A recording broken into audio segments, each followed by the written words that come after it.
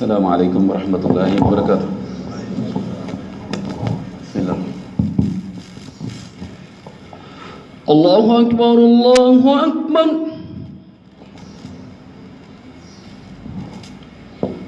الله أكبر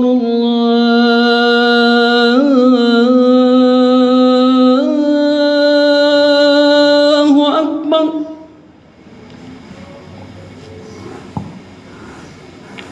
أشهد أن لا إله إلا الله.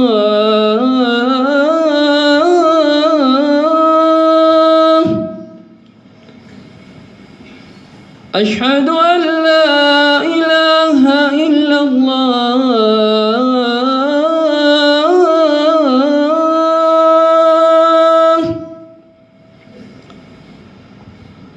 أشهد أن محمدًا رسول الله.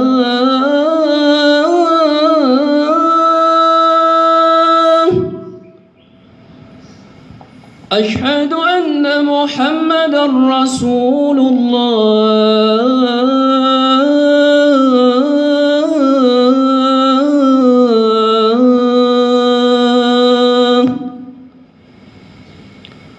حي على الصلاة.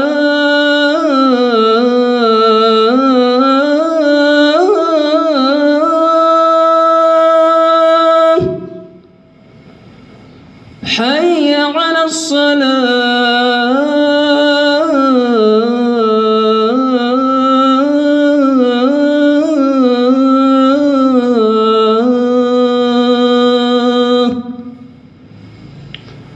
حي على الفلاح.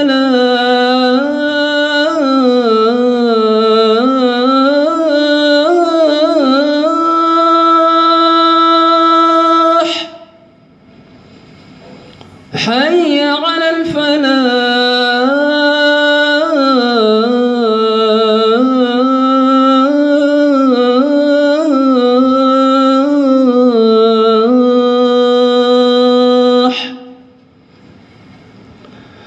الله أكبر الله أكبر. لا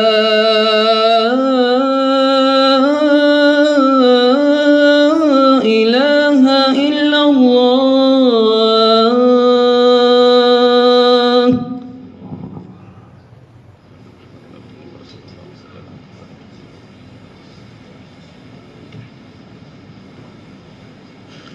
إن الحمد لله نحمده ونستعينه ونستغفره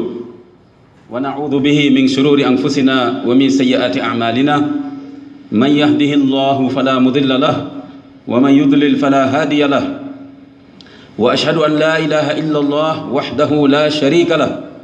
وأشهد أن محمدًا عبده ورسوله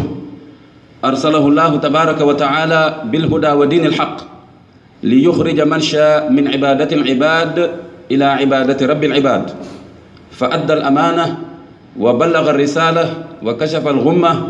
ونصح الأمة وتركها على محجة بيضاء ليلها كنهارها لا يزيغ عنها إلا هالك. ورضي الله عن الصحابة أجمعين الذين صدقوا ما عاهدوا الله عليه ومن تبعهم بإحسان ودعا بدعوتهم إلى يوم الدين. يا أيها الناس اتقوا ربكم الذي خلقكم من نفس واحدة وخلق منها زوجها وبث منهما رجالا كثيرا ونساء واتقوا الله الذي تساءلون به والأرحام إن الله كان عليكم رقيبا. يا أيها الذين آمنوا اتقوا الله حق تقاته ولا تموتن إلا وأنتم مسلمون. يا أيها الذين آمنوا اتقوا الله وقولوا قولا سديدا يصلح لكم أعمالكم ويغفر لكم ذنوبكم ومن يطع الله ورسوله فقد فاز فوزا عظيما. أما بعد. نيجي سانت بروم بي سبحانه وتعالى di julli di sëlmal ci yonent bi alayhi salaatu wassalaam wa ala alihi. mbokk jullit yi mu mel ne xew-xew yi nga xam ni jàll na te xewoon ci réew mi ci fan yi ci wàllu élection législative daf ñuy may fursa occasion ñu fàttali sunu bopp fàttali askan bi fàttali jullit yi jàngale lislaam ci wàllu masuliya ci wàllu responsabilité moo xam ku ñu tabb nga nekk responsable ci lu mën a doon moo xam tamit kiy tabbaate li nga xam ni moom la ci lislaam jàngale su ko defee mbokk jullit yi tabb nit jox ko kàddu muy waxal ñeneen di taxawal ñeneen ci ay dossier ci ay mbir loolu lislaam xam la jàngale ko alquran jàngale ko xadis yonent bi alayhi salaatu wasalaam jàngale ko ñu jëfe ko tamit ci histoire l'islam kon loolu dugguleen nekkul lu bees nekkul loo xam ni am na benn civilisation wala benn gisin boo xam ni am na leçon yu mu ci jox l'islam xanaa nag mën na am jullit yi fàtte ko wala di ko jëfee anam boo xam ni rafetul ba ñu leen ciy jox ay leçon di leen ko tuddalee ay bonne gouvernance ay nangam ak nangam kon loolu jullit yi kon ñoo bàyyi gannaaw ay jàngale l'islam yu leer ci wàll boobu waaye nag il n'est jamais trop tard war nañu dellu si ci jàngale l'islam yooyu ngir mën a niit yoon bi nga xam ne ci lañ war a teg suñu tànk ndax nag l'islam moo war a nekk suñu mode de vie manhaj lil xayaat boo xam ni lépp lu ñuy def rek dañ ci war a bàyyi xel. Donc mes frères et mes sœurs en islam, les élections qui sont passées au Sénégal nous donnent l'occasion de revenir sur les enseignements éthiques de l'islam relatifs à la responsabilité. mu mel ne kon mbokk yi boo jëlee ay exemple parce que bari na loo xam ne boo koy wax nii rek dañ naan nañu tuddal fu loolu xewee woon ak na mu xewee woon di nga gis ne ci biir histoire l'islam yonent bi alayhi salaatu wasalaam bari na lu mu doon jox kàddu nit yóbbante ko wala ne ko taxawal ma ci bërëb sangam loolu xam nañ ko am na ay nit ñoo xam ni ci saxaaba yi yonent bi sallallahu alayhi wasallam doon na leen jox ay lettres ay bataaxal ñu koy yóbbu ci ay buur ci jamonoom kon loolu fonction de représentation la parce que ki la jox kàddu jox la lettre ne la yóbbul ma kon loolu maanaam kon tabb na la jox na la responsabilité nga war a sàmm lettre boobu fexe ba mu egg ci loxo yi mu war a egg ñooñu tamit lu ñu la fa wax boo dellu see nga defal yonent bi sallallahu alayhi wasallam compte rendu bu leer nañ ne ko defee naa ko nii ak nii lii ak lii lañ ma wax wala lii ak lii lañ ma jox kon loolu lu ñu miin la ci l'islam yonent bi sallallahu alayhi wasallam doon ko jëfee yonent yi doon ko jëfee mu fees dell ci biir alquran boo ci bëggee sax misaal ci yonent yi jiitu yonent bi sallallahu alayhi wasallam xoolal yonent yàlla Suleymaan waxuma la ay doomu aadama de waxuma la nit ak jinne yi nga xam ne daf leen doon jox ay mission waaye mala yi sax xam nga petax boobu nga xam ni bi yonent yàlla Suleymaan di def revue n'est-ce pas troupe yi gis mu absenté mu ne ana diw ana mala sàngam ana njanaaw bi ñu ne ko nekku fi mu ne bu ñëwee foog mu wax ma lu tax mu absenté tey revue bi ma def ci troupe yi ñëpp a war a teew il faut mu jox ma lay bu leer bu dul loolu mbugal dana dal ci kawam xoolal bu yonent yàlla Suleymaan alayhi salaatu wasalaam di laaj compte rendu njanaaw pitax kon waxatuma la nag nit su ko defee nga gis mbokk lislaam yi yonent sallallahu alayhi wasallam tabb na Mus'ab ibn Umayr fekk boobu temps amul lu weesu 25 ans peut-être 20 ans 22 ans 23 ans yu ni mel mu tabb ko dégg nga ginnaaw bi mu ko formé wóolu ko xam ko mu nekkal ko Yasrib parce que Yasrib la tuddoon balaa yonent sallallahu alayhi wasallam di fa ñëw ñu tuddee ko Madinatu Rasul donc mu tabb ko mu nekk fa premier enseignant premier prédicateur dégg nga premier ambassadeur de l'islam nekk foofu di liggéey ba bi yonent sallallahu alayhi wasallam di gàddaay ak saxaaba yi di ñëw Yasrib fekk na daanaka ñu baree bari tuub nañ ba mu des ñenn ci yahud yi ak ñenn ci arab yi nga xamoon ñoom ñu ngi des ci seen di jaamu dégg nga ay xërëm kon loolu tam fonction de représentation la donc le prophète sallallahu alayhi wasallam a toujours n'est-ce pas nommé des personnes n'est-ce pas en qui il avait confiance pour n'est-ce pas accomplir une mission avec des termes de référence précis mu mel ne kon mbokk jullit yi noonu tam yéen sallallahu alayhi wasallam même bu doon tukki di génn Madina gis nga doon na tabb ñu fay bàyyi doonul woon génn rek dem ne def leen neex sama gannaaw déedéet désordre boobu ñun ñuy def nii ñun ñoo koy def rek de mais désordre boobu du alxuraan du sunna ñun ñoo ci def lu ñu neex rek mais désordre musul am fenn amul benn bunt porte toll bu l'islam ubbil désordre déedéet amul yéen sallallahu alayhi wasallam bu doon yebal ay nit dafay wax nañ tabb amir am koo xam ne mooy jiite mission bi ci ñoom musul yónni ay nit même bu ñu nekkee ñett lu dul ne kenn ki na nekk amir mu jiite mission bi su ko defee su ngeen demee ba werante sax lu mu décider ngeen nangul ko même bu fekkee mën na la bañ a neex ci wàll bi wala wàll bi bu dul loolu rek désordre day am parce que saa yu ne ko fekkee koo xam ni te fekk lépp lu ñuy dogal neexu la doo topp doo discipliné wu jàmm du musa am te loolu moo ñu dal fi mu nekk nii mooy sax suñu réunion yi di yàqu suñu mbooloo yi di yàqu lu koy indi mooy loolu ba neexu bakkan am na koo xam ne moom fekk li ñuy wax yépp neexu ko 100% day gedd wala mu yàq waaw te loolu xam nga day doy waar kon ni ma sa da doon tabb amir ci ñu jiite mbooloo mi xoolal kon degré d'organisation bi islam ñëw ak ragal fitna ak ñàkk déggoo noonu tamit nga gis bu doon génn Madina sax dafay tabb nit gis nga Abdullah ibn Maktum doonte woon silmaxa la waaye yéen sasam moom la doon bàyyee jàkka ji imaama bi ci jàkk Madinatu Rasul moom Abdullah ibn Maktum la doon bàyyee imaama bi silmaxa la moo tax ci fiq ñuy àtte ni silmaxa terewul nit nekk imaam kon Abdullah ibn Maktum moo doon jiite jàkka ji bu fa yéen sasam nekkul woon kenn sañul woon wax ne ko doo fi jiite te fekk yonent bi jox na ko kàddoom ne ko yow laa jox imaama bi xam kon loolu organisation la su yonent bi deful woon loolu mën na am coow am seen ginnaaw am ko ne kii moo war a jiite keneen ni kii moo war a jiite loolu tam moo ñu dal fi mu nekk nii ku sa waay jiitewul rek nga yàq lépp loolu tam lu ñu war a bàyyi xel la ku sa waay jiitewul rek nga yàq lépp nañ def attention bu baax ci loolu su ko defee fonction de représentation boobu islam xam na ko jàngale ko jëf ko noonu tam yonent sallallahu alayhi wasallam xoolal bu doon jaayanteeg nit ñi du ñëpp lay jaayanteel benn par benn ay téeméeri doomu aadama ci Madina da doon jaayanteeg kilifa yi jaayanteeg ay benn yoo xam ni dafa am cër bu ñu amoon ci seen qabila ci seen tribu wala ci seen village dégg nga jigéen ñi tamit dañ ko doon envoyé ñoo xam ni ñoo leen représenté muy wax ak ñoom di leen wax bu ngeen delloo ci ñoom ngeen wax leen li ma wax ak yu ni mel waaye nekkul woon ku nekk rek mu taxaw ak yow déglu say soxla wax la ci kon nag fonction de représentation lu islam xam la jàngale ko ba civilisation la boo xam ni l'islam kenn jiituwu ko ci su ko defee nag loolu moo tax ñuy sant borom bi subhanahu wa taala ci lii xew ci réew mi buñ ko xeeb de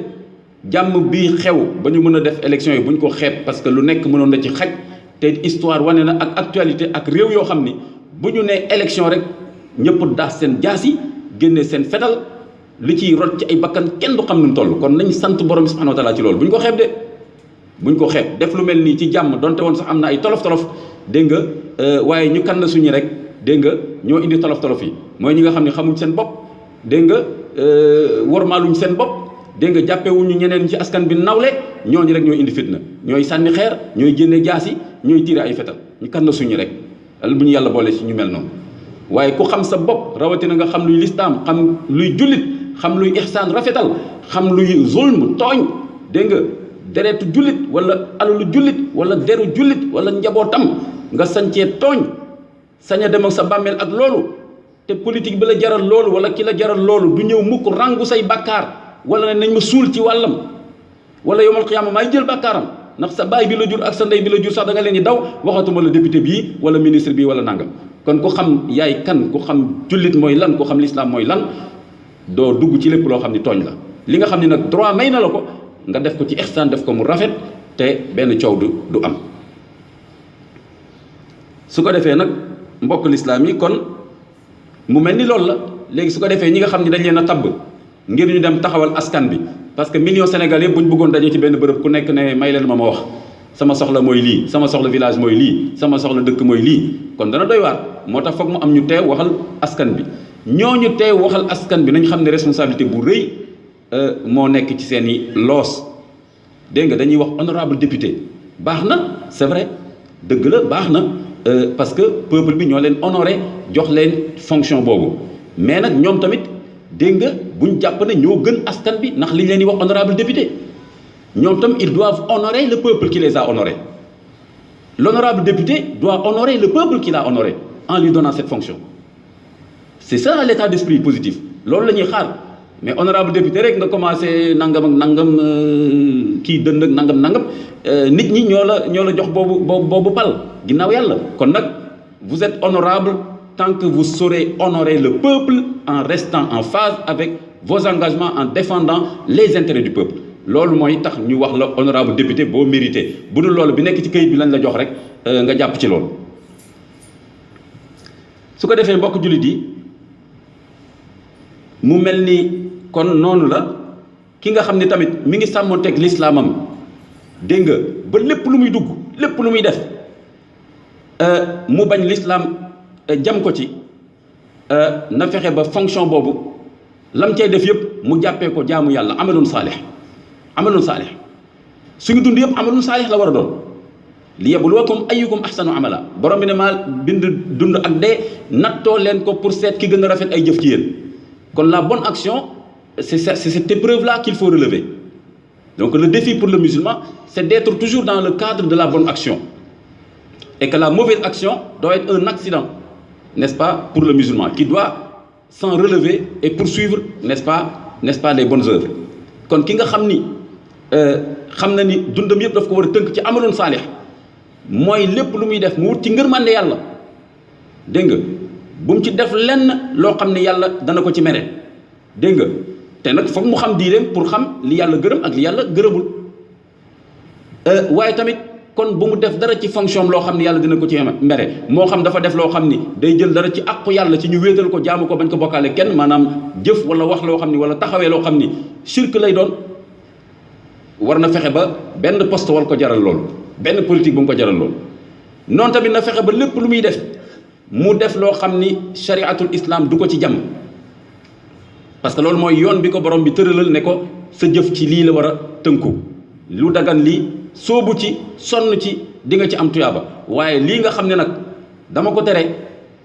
boo ci sooboo yaa ngi tooñ sa bopp dégg nga te it la la cay fekk du nekk loo xam ni lu baax la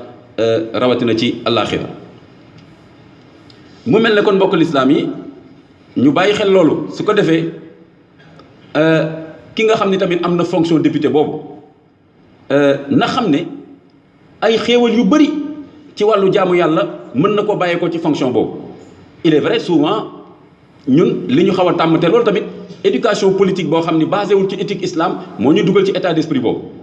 mais suñu dugalee les valeurs de l'islam dans l'éducation politique dans l'éthique politique de l'islam du ñu gisee noonu mooy en général jullit yi daanaka ku am fonction politique gouvernement wala ministre wala député wala lu mën a doon li ñuy faral di jiital mooy ñaaw njort ci yow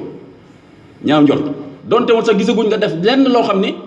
mën nañ wax ne lii jaaduwul wala boog warul demee nii mais député yi ñi ci ay franc-maçon lañ duñu dara gis nga homme politique ñoo yàq réew mi gis nga nangam ak nangam te loolu yëpp nag war nañ ci def attention bu baax a baax ñu def ndànk bu baax a baax ci loolu parce que loolu ñi nga xam ne dañuy xeex ci seen biir ñoom saa su ne xeex rek lañ nekk ak fitna duñu baal kenn dara duñu baalante dara bëgg tamit ku nekk ñu fexe ba ñaawal sa der ci askan bi ñoom ñoo mel noonu ñooy wax luñ dul mën a firndeel ñooy yàq deru nit ñooy tuuma ñooy def yu ni mel waaye jullit du mel noonu le musulman doit être juste doit être honnête n'est-ce pas ba lépp lu muy wax rek fekk mu mën ko firndeel suñ ko ne lii foo ko teg mu ne fii la waaye ne nangam nga ne jullit nga gor nga ñu ne la foo ko teg nga ne may ma dem seet ko subhanallah te xoolal léegi ni mu notee ci réew mi loolu maa ne nangam ak nangam génne vidéo génne WhatsApp génne Facebook ñu ne la foo ko teg may leen ma ñëw dañ ma ko waxoon ni ma ko déggee woon la non c'est-à-dire xaaral ma dem seet fële ki ma waxoon nangam ak nangam loolu gàcce la ci jullit soyons plus dignes que ça soyons plus responsables que ça soyons plus justes que ça mooy que nañ fexe ba ku nekk ni nga bëggee ñu wormaal la sàmm sa der bëggoo kenn tuumaal la na nga mel noonu tam ci sa mbokk na nga mel noonu ci sa mbokk kon nit ki c'est pas parce que am na benn fonction rek nga ñaaw njort ci moom lu la neex nga wax ko ci moom non mais député yi nangam non mais ministre yi nangam non gis nga directeur projet yi nangam non ñi yore agence yi nangam waaw nangam yooyu yow mën nga ko lay yow ma xiyam kooku xam nga ko mës na jëflanteeg yow xam nga li muy def nangam ak nangam kon nag nañu fexe ba di moytu yooyu kii nekk am fonction député li ñu war a def dañ ko war a wormaal moom tamit ñaanal ko yàlla fonction mu doxalee ko nam ko war a doxalee bu amee loo xam ne doxalee ko noonu am na lu ñu yoon may ñu waxante ak moom ci loolu te fekk nag duñ ci dugg ci ay bàkkaar ci ay xeetu tooñ yoo xam ni islam mayuñu ko su ko defee ki nga xam ni am na fonction boobu muy dimbali ko iman te xam ne fonction boobu lu mu ci def loo xam ni lu l'islam rafetlu la dégg nga te mu nekk njëriñu askan bi na xam ne amaloon saalix lay doon jaamu yàlla lay doon ndax député bi nga xam ne tey góorgóorlu na ba ñu génne benn loi boo xam ni day tax sàngara ak yamba ak yu ni mel ak ay futteeku ci télé yeeg ak yalwaanu ay xale yu ndaw ak nangam mu fexe ba loi boobu rafet ba ñu génne ko ba protéger ñi nga xam ne ñoo gën a néew doole ba fexe ba ñi nga xam ne dañoo jox seen doole seen ndaw yëpp askan bi dem ba nekk à la retraite ñu leen di fay ay 20 000 francs par 3 mois ay 10 000 francs mu dem di xeex di ñafe loolu ba ñu génnee benn article ba d'accord ci ba wax ne loolu nañu yokk seen pension ba wax xale yi nañ leen gën a sàmm ba wax télévision bi na gën a génne lu baax ku mel noonu loolu mu def amaloon saalix la nañ ko jàppale wormaal ko sargal ko ci mu taxawee loolu loolu la ñu war a def su ko defee tamit mu mel noonu mu xam ne dafa war a dimbali ko imaan li ñu ci jublu mooy que ni ce député là doit céder par la foi en sachant que Allah subhanahu wa ta'ala a établi une relation entre la foi et le respect des engagements jàng ngeen ko ci suratul mu'minun qad aflaha al mu'minun ba ay jeex lan la ci boole walladhina hum li amanatihim wa ahdihim ra'un bokk na ci ñi nga xam ne alquran moo leen melel comme ay jullit dëgg qad aflaha al mu'minun qad bi bàyyi naa ko grammaire yi xam nga li mu wax ci lu wóor ñii texe nañu ñi mel nii mooy ñan ñii ba mu ñëw ci walladhina hum li amanatihim wa ahdihim ra'un ñi nga xam ni dañuy sàmm dénkaane bi kóllëre bi dégg nga dañ koy sàmm dégg nga li ñu diggee dañ koy taxawee lu dul fekk am loo xam ni dog-dog la lu leen ëpp doole ndax tamit islam dafa nekk religion de juste milieu religion boo xam ni dafay tenir compte ci fragilité doomu aadama yenn saa yi nga bëgg lenn yenn saa yi nga wax lenn am leneen lu la ëpp doole ba tax doo ko mën a taxawee laa yukallifu llaahu nafsan illaa wus'ahaa en ce moment aaya boobu day dugg mooy nga taxawee li nga mën su ko defee ñu bàyyi xel loolu bu baax a baax ñu xam ne kon kooku ni mu war a dimbali ko député boobu am courage bañ a lâché ci lu baax dégg nga ci lu yàlla gërëm ci njëriñu askan bi mooy mu xam ne loolu bokk na sax dimension la dans sa foi mooy muy fexe ba lépp loo xam ni njëriñ la ci askan bi te l'islam rafetlu ko mu taxaw ci sonn ci noonu tamit mu xam ne wor kóllëre la mu doon wax ne danaa ko taxawee bi ngeen ma joxee kaddu moo tax ñu jox la kaddu jox la carburant jox la oto di la ko vidangel jox la passeport jox la yu dul jeex du xaaj dégg nga yenn saa yi sax ñu jox la yeneen ci suuf taabal yi nangam wala ku li xaal sax waaw bu ñu dugg trop ci yooyu ku defee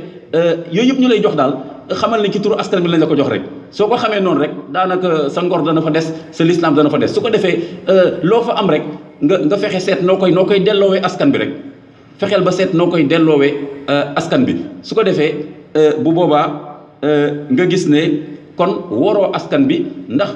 fépp fu alquran di wax danañ ci ñëwaat di xiirtal ci sàmm kóllëre respecter engagement wax na tamit safaan bi la cay fekk mooy képp koo xam ni def nga xiyaana parce que ni amaana amee sàmm kóllëre dégg nga dénkaane noonu la xiyaana amee mooy wor dénkaane bi mooy tas yaakaaru nit ñi mooy wor kóllëre bi yàlla nañ ci borom bi musal aqulu qawli hadha astaghfirullah li wa lakum wa li saa'iril mu'minin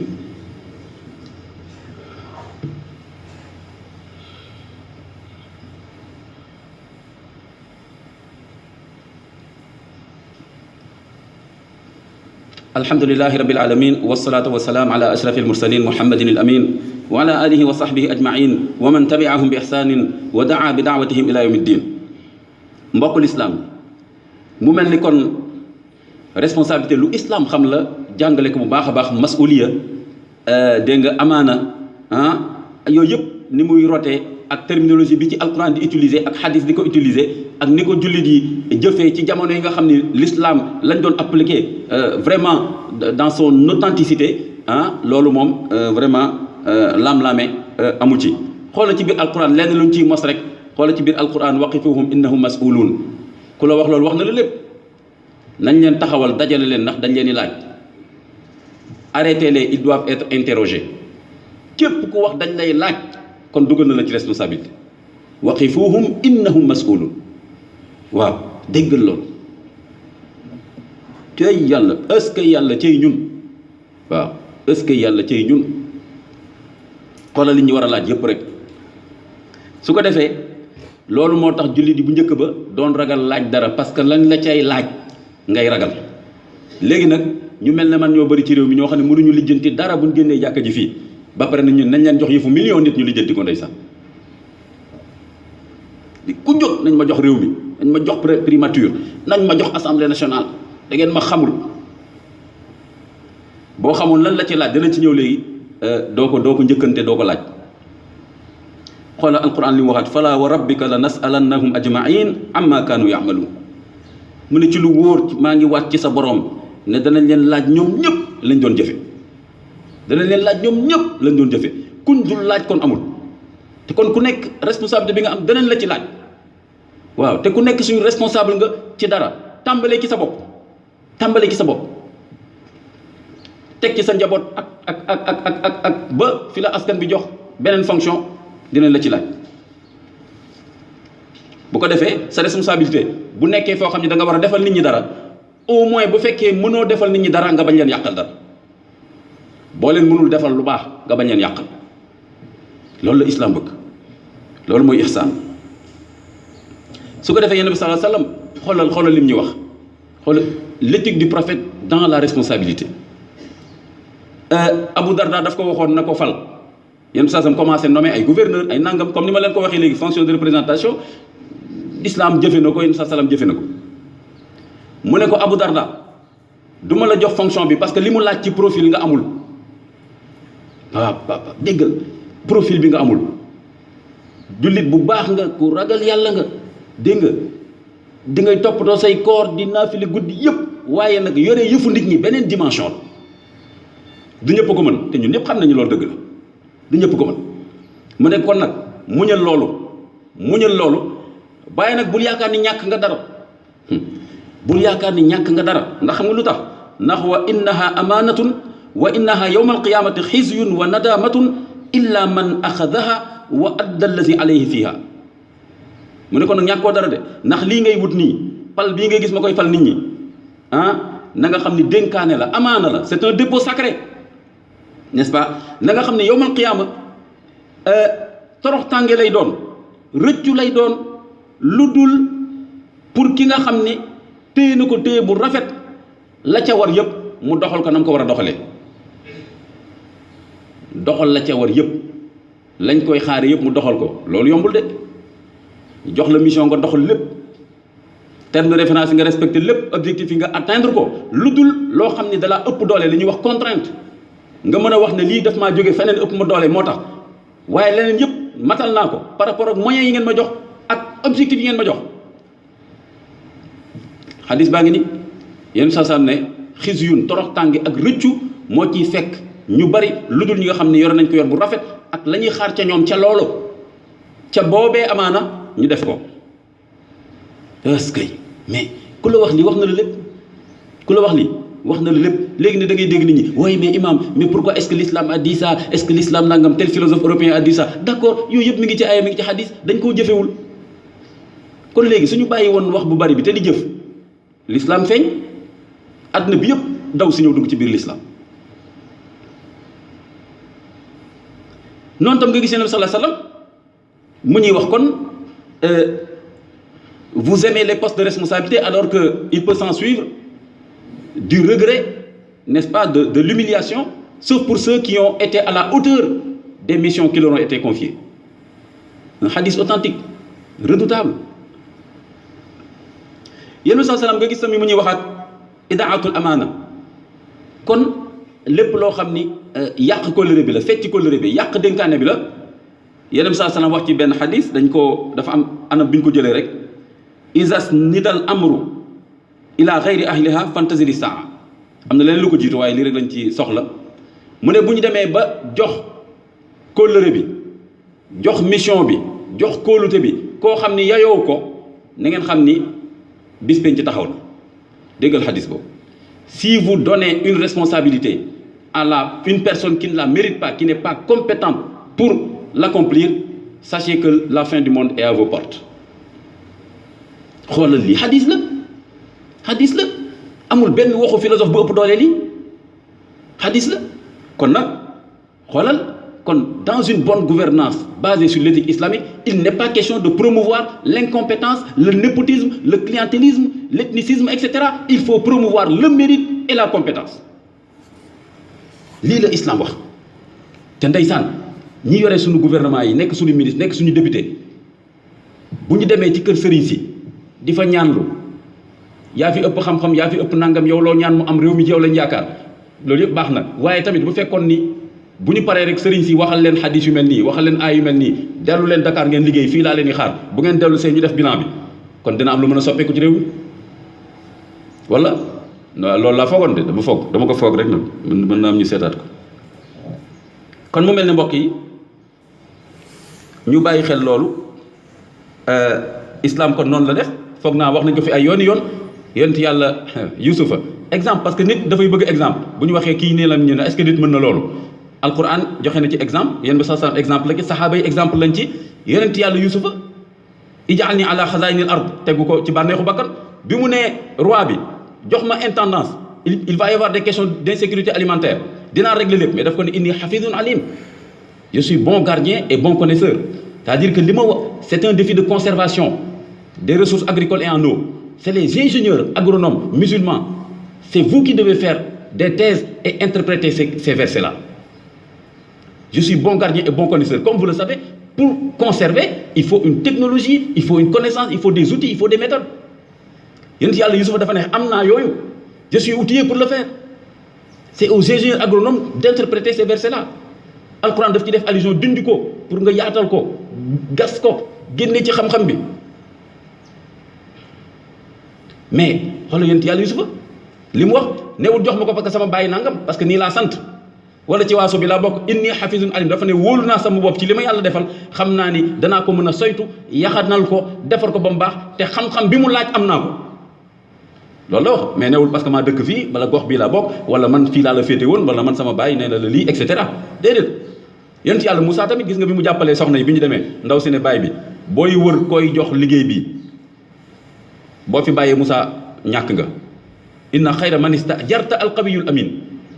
le meilleur que tu puisses engager que tu puisses recruter moyennant salaire c'est celui qui est fort donc qui connaît le travail qui a la force pour le faire et celui qui est digne de confiance qawiyun amin mais alquran moo yéeme dina nga seetlu xoolal fële yonent yàlla Yusufa lu mu wax inni hafizun alim lu tax waxul inni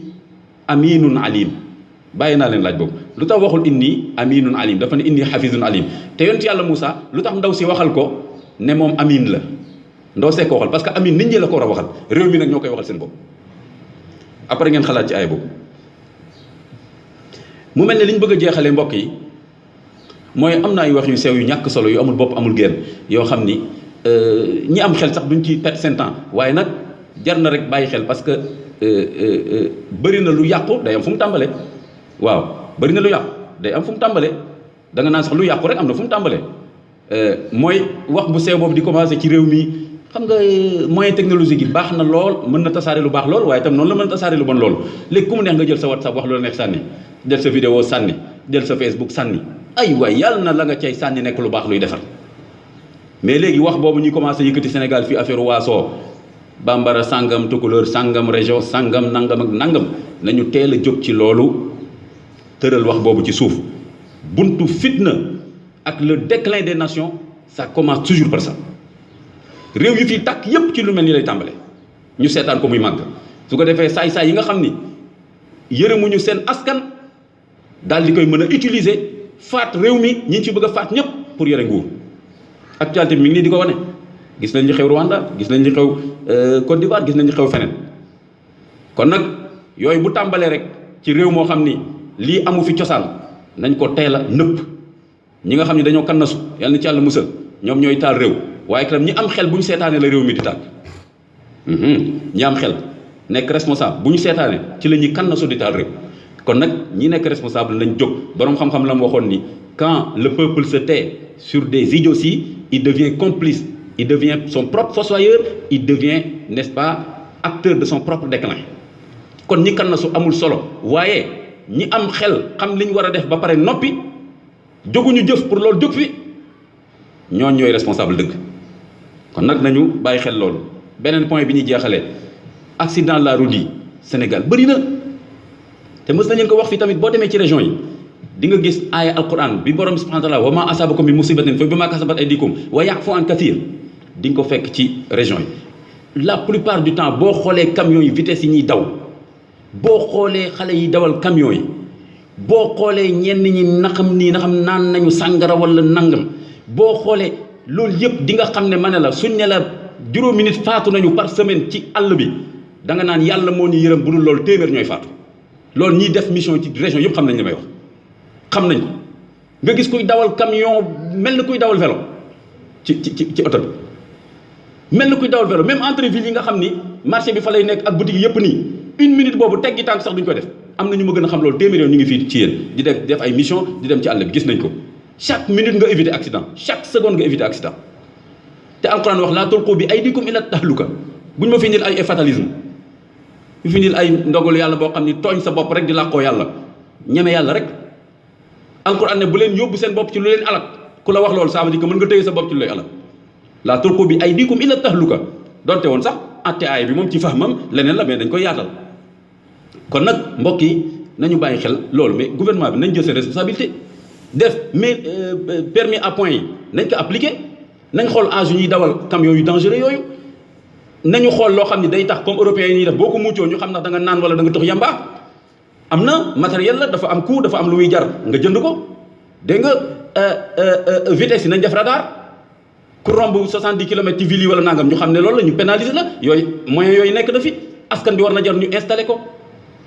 allahumma habib ilayna al iman wa zayyinhu fi qulubina wa karrih ilayna al kufra wal fusuqa wal isyan waj'alna min ar-rashidin allahumma ihdina fiman hadayt wa afina fiman afayt wa tawallana fiman tawallayt wa barik lana fima atayt wa qina sharra ma qadayt fa innaka taqdi wa la yuqda alayk innahu la yadhillu man walayta wa la yu'izzu man adayt tabarakta rabbana wa ta'alayt subhanaka allahumma wa bihamdik nashhadu an la ilaha illa anta nastaghfiruka wa natubu ilayk subhana rabbika rabbil izzati amma yasifun wa salamun ala al mursalin walhamdulillahi rabbil alamin amin